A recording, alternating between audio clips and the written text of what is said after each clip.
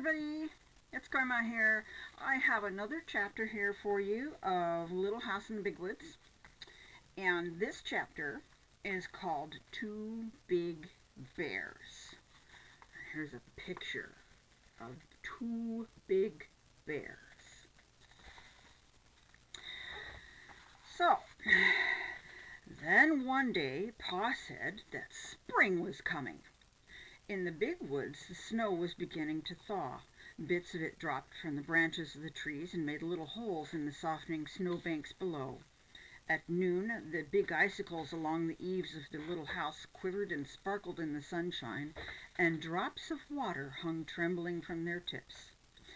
Pa said he must go to town to trade off the furs of the wild animals that he had been trapping all winter. So one evening he made a big bundle of them. There were so many furs that they were packed tightly and tied together and made a bundle almost as big as Pa.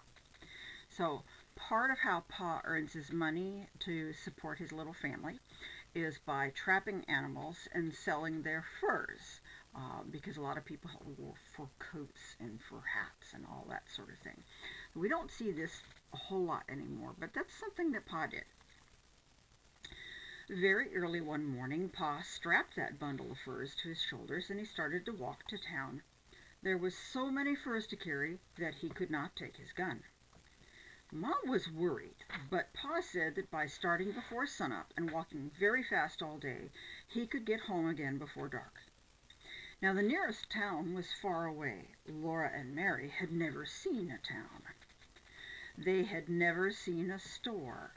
They had never even seen two houses standing together, but they knew that in town there were many houses and a store full of candy and calico and all sorts of wonderful things, powder, shot, salt, store sugar. They knew that Pa would trade his furs to the storekeeper for beautiful things from town, and all day they were expecting the presents that he would bring them. When the sun sank low above the treetops and no more drops fell from the tips of the icicles, they began to watch eagerly for Pa. The sun sank out of sight and the woods grew dark, but he did not come. Ma started supper and set the table, but he did not come. It was time to do the chores, but he still had not come. So Ma said that Laura might come with her while she milked the cow. Laura could carry the lantern. So Laura put on her coat and Ma buttoned it up. And Laura put her hands into her red mittens that hung by a red string yarn around her neck, and Ma lighted the candle in the lantern. Laura was proud to be helping Ma with the milking, and they carried the lantern very carefully. Its sides were made of tin with places cut in them for the candlelight to shine through. When Laura walked behind Ma on the path to the barn, the little bits of candlelight from the lantern leapt about her in the snow. The night was not quite yet dark. The woods were dark, but there was a little bit of gray light on the snowy path, and in the sky there were a few faint stars. The stars did not look as warm and bright as the little light that came from the lantern. Laura was surprised to see the dark shape of Suki, their brown cow, standing in the barnyard gate. Ma was surprised too. It was too early in the spring for Suki to be out in the big woods to eat grass. She lived in the barn. Sometimes on warm days, Pa left the door of her stall open so that she could come into the barnyard. Now Ma and Laura saw her behind the bars waiting for them. Ma walked up to the gate and she pushed against to open it, but it did not open very far because there was Suki standing against it, and Ma said, "Suki, get over!" And she reached across the gate and slapped Suki's shoulder. Just then, one of the dancing little bits of light from the lantern jumped up between the bars of the gate, and Laura saw long, shaggy, dark fur and two little glittering eyes. Now, Suki had thin, short brown fur, and Suki had large, gentle eyes. Ma said, "Laura, walk back to the house now." So Laura turned around and began to walk toward the house. Ma came behind her. When they had gone part way, Ma snatched her up, lantern and all, and ran. Ma ran with her into the house and slammed the door. Then Laura said, "Ma, was that a bear?" "Yes, Laura," said Ma, "that was a bear." Laura began to cry. She hung on to Ma and sobbed, "Oh, will he eat Sukey?" "No," Ma said, hugging her. "Sukey's safe in the barn. Think, Laura, all those big, heavy logs in the barn walls. And the door is heavy and solid to keep bears out. No, the bear can't get in and eat Sukey." Laura felt better then. "But he could have hurt us, couldn't he?" "Well, he didn't hurt us," Ma said. "You were a good girl, Laura, to do exactly as I told you, and to do it quickly without asking why." Ma was trembling, and she began to laugh a little. "To think," she said, "I've slapped a bear." Then she put supper on the table for Laura and Mary. Pa had not come yet. He didn't come. Laura and Mary were undressed, and they said their prayers, and they snuggled into the trundle bed. Ma sat by the lamp, mending one of Pa's shirts. The house seemed cold and still and strange without Pa. Laura listened to the wind in the big woods, and all around the wind was crying as though it were lost in the dark and cold, and the wind sounded frightened. Ma finished mending the shirt. Laura saw her fold it carefully, and she smoothed it with her hand. And then she did a thing Laura had never seen her do before. She went to the door and she pulled the latch string through its hole in the door so nobody could get in from outside unless she lifted the latch. She came and took Carrie, all limp and sleeping, out of the big bed. Then she saw that Laura and Mary were still awake, and she said to them, "Go to sleep, girls. Everything's all right. Pa will be here in the morning." Then she went back to her rocking chair and sat there rocking gently and holding baby Carrie in her arms. She was sitting up late waiting for Pa, and Laura and Mary meant to stay awake too till he came, but at last they went to sleep. And in the morning Pa was there. He had brought candy for Laura and Mary and 2 pieces of pretty calico to make them each a dress. Mary's was a china blue pattern on a white ground, and Laura's was dark red with little golden brown dots on it. Ma had calico for a dress too. It was brown with a big feathery white pattern on it. They were all happy because Pa had got such good prices for his furs that he could afford to get them such beautiful presents. The tracks of the big bear were all around the barn, and there were marks of his claws on the walls, but Sukey and the horses were safe inside. All that day the sun shone and the snow melted, and little streams of water ran down from the icicles, which at all the time grew thinner. Before the sun set that night, the bear tracks were only shapeless marks in that soft, wet snow. After supper, Pa took Laura and Mary on his knees and said he had a new story to tell them. The story of Pa and the bear in the way. Here's a little picture of Pa he's walking to town with his furs on his back to sell them. When I went to town yesterday with the furs, I found it hard walking in the soft snow. It took me a long time to get to town, and other men with furs were in there trading too. The shopkeeper was busy, and I had to wait a long time before he could look at my furs. And then we had to bargain about the price of each one, and then I had to pick out the things I wanted to take in trade. So it was nearly sundown before I could start home. I tried to hurry, but the walking was hard and I was tired, for I had not gone far before night came. So I was alone in the big woods without my gun. There were 6 miles still to walk, and I came along as fast as I could.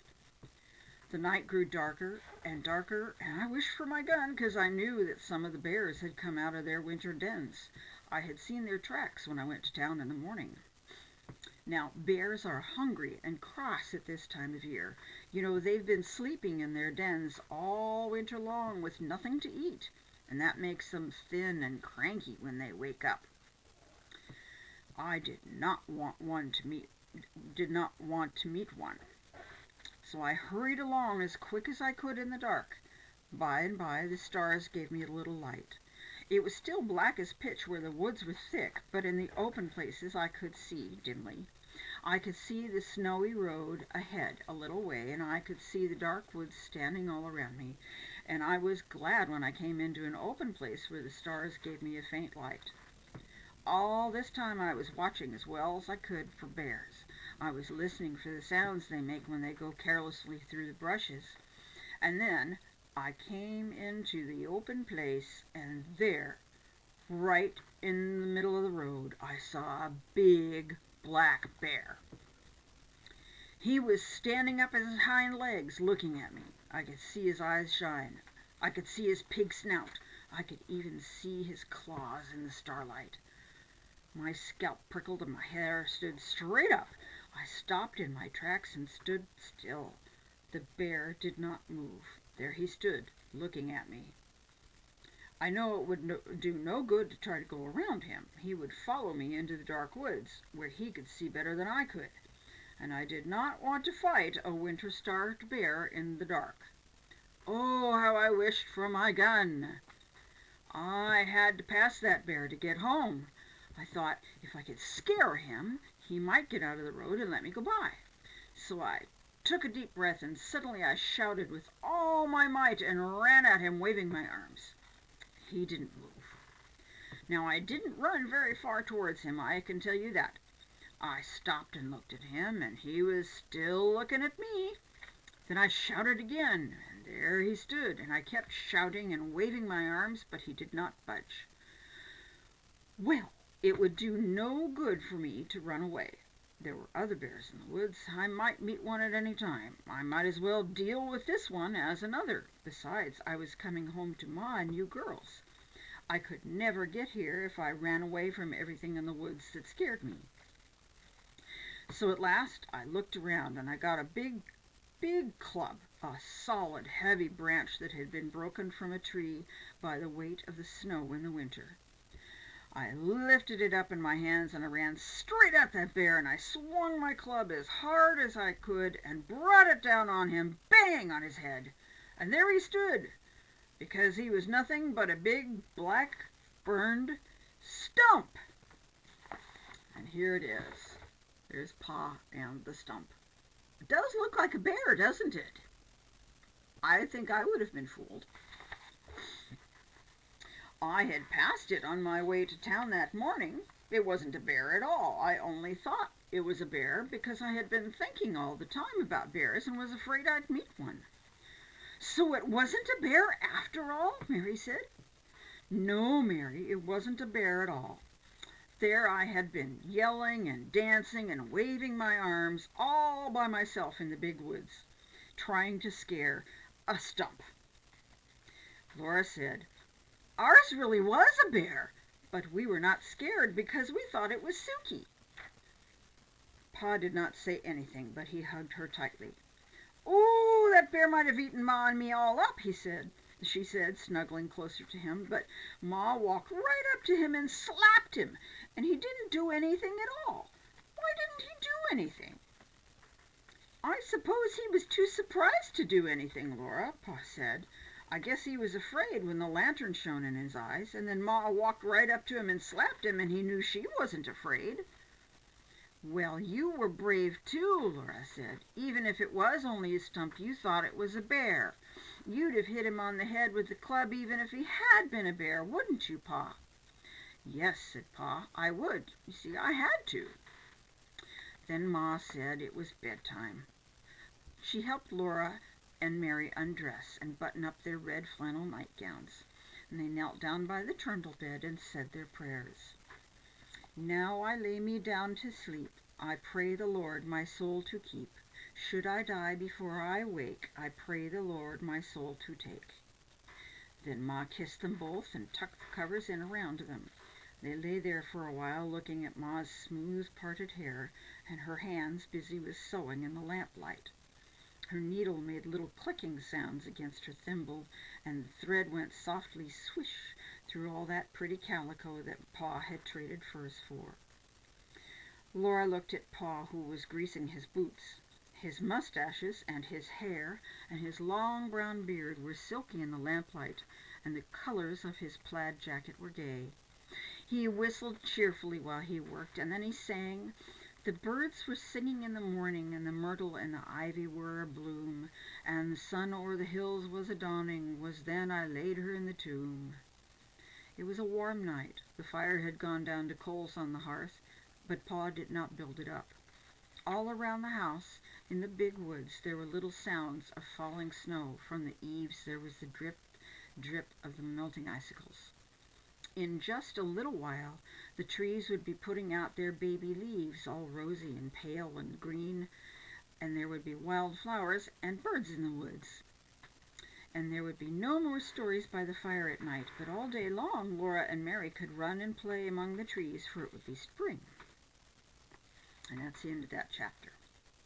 I think that one is especially funny. I thought it was funny that Pa hit a stump and that Ma slapped a bear. I don't know if I guess if I were in the same place, I would slap a bear too, but that was scary. Now, the next chapter is called The Sugar Snow. And there's a little picture.